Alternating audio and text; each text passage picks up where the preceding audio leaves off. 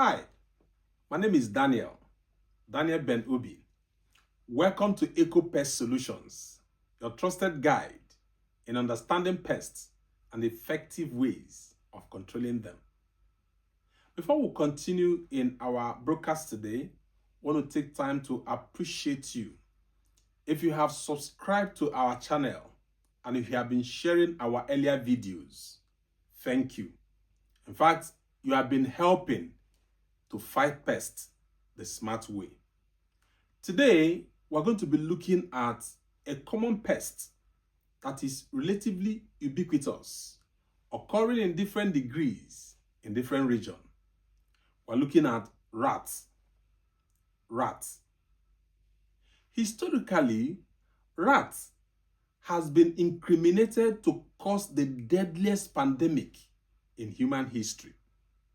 From the Byzantine Empire, the Justina plague that happened due to rat infestation transmitting bubonic plague that was carried by rat fleas, killing about 25 to 50 million in 14th century. The same bubonic plague led to what they call Black Death in 1347 to 1351, killing about 30% to 60% of Europe population. It was estimated then that about 75 million to 200 million people were killed by that bacteria.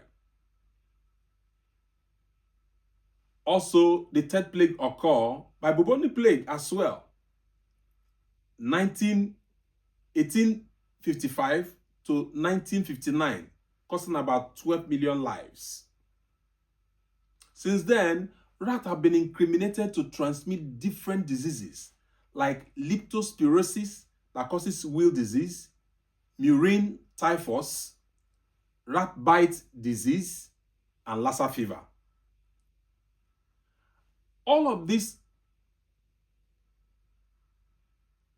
infestations have been challenging both the health facility and labor in different era.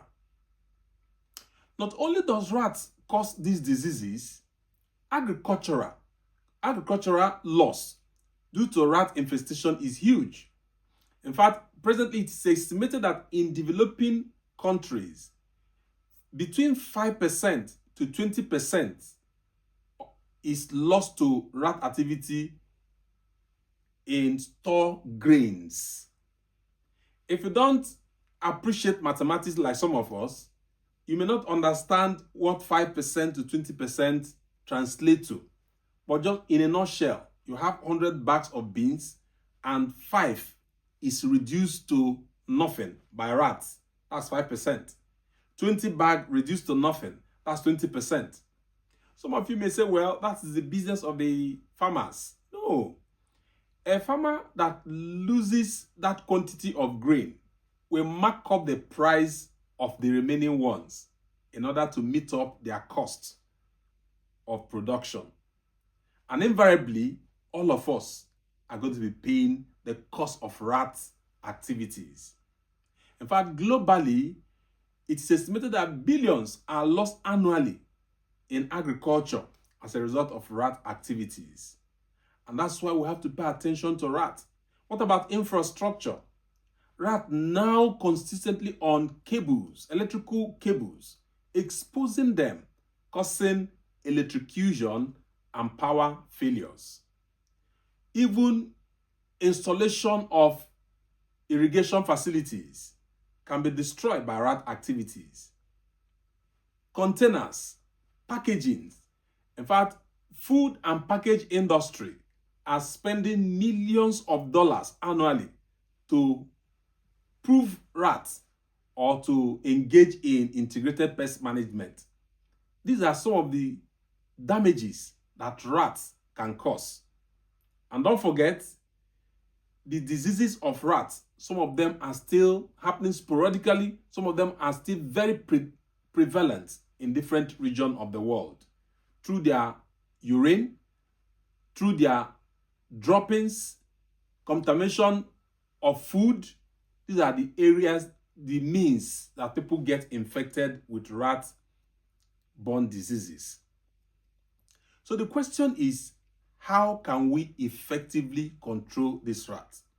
Before we begin to talk about control, let's look at the life cycle briefly of a typical rat.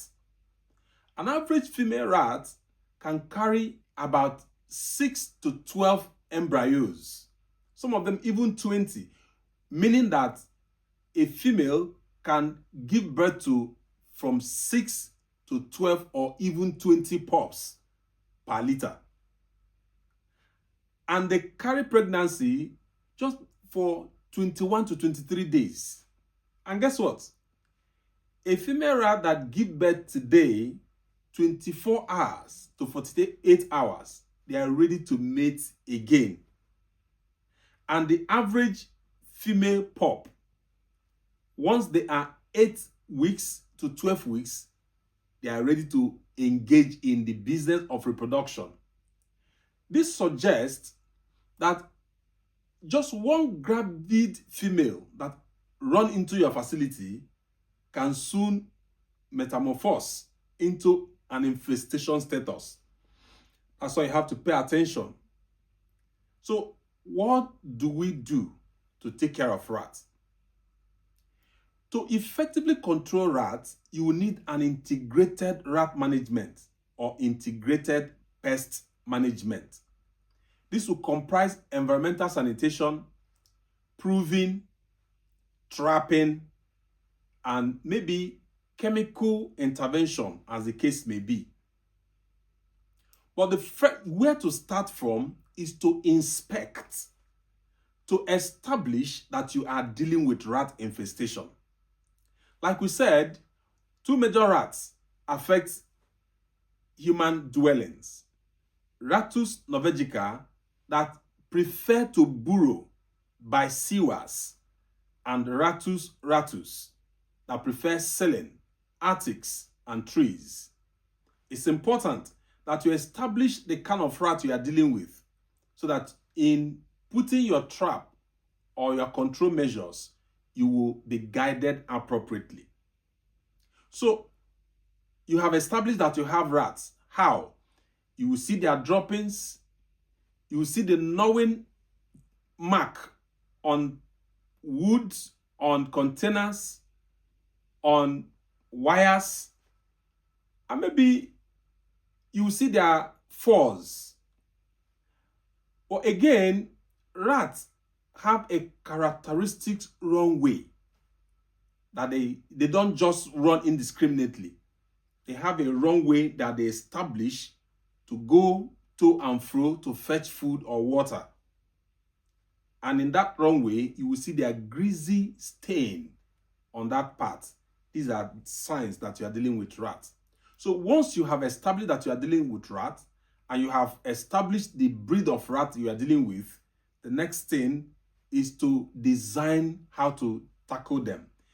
If you have light infestation, it is safer and healthier to use trap indoors, where you have pets and where you have human or where you have food. So snapback trap could be used. It is reusable, and of course it's affordable. You can use glue board, but it is less humane. If you are using glue board to trap rats, see to it that you inspect the board every 24 to 48 hours. And if any rat is caught in that board, please call the rat humanely. You can also use live trap if the legislature in your area permits trapping and releasing.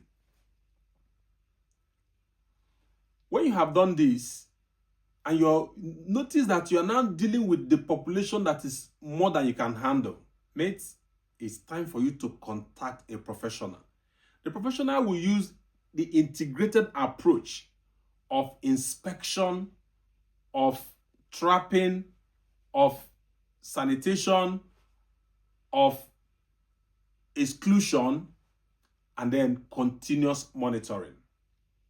But if you have succeeded in getting rid of this rat out of your home, it is important that you maintain your hygiene level. How do you do that? Now, rat, like any other pest, they need water, they need shelter, they need food. Strive to deprive them of these resources in your home. Let your grains and your food be stored in right tight containers. Use metal containers or plastic containers that are rat proof. And your bin should be a rat proof bin. And see to it that you dispose of your bin regularly. If there is leaking pipe, in order to deprive them of water, fix the leaking pipe. Dropping water from the water faucet should be taken care of. And if there is a spill of water or grain, let it be mopped up or swept up promptly. Don't make your home attractive to rats. And the professional that want to use chemical control, if it is necessary, may use either first generation anticoagulant, which is of course obsolete. So it's second generation anticoagulant or non-anticoagulant. These must be used strictly by a professional to avoid toxic effect to the environment and non-target species. If you do all of these, you would have succeeded in fighting rats or pests generally the smart way. So please, let's continue to tell people about this channel. Subscribe if you have not. Share the video to your friends. Let's continue and consistently fight pests the smart way. Until we meet again, my name remains Daniel Ben Obi. See you soon.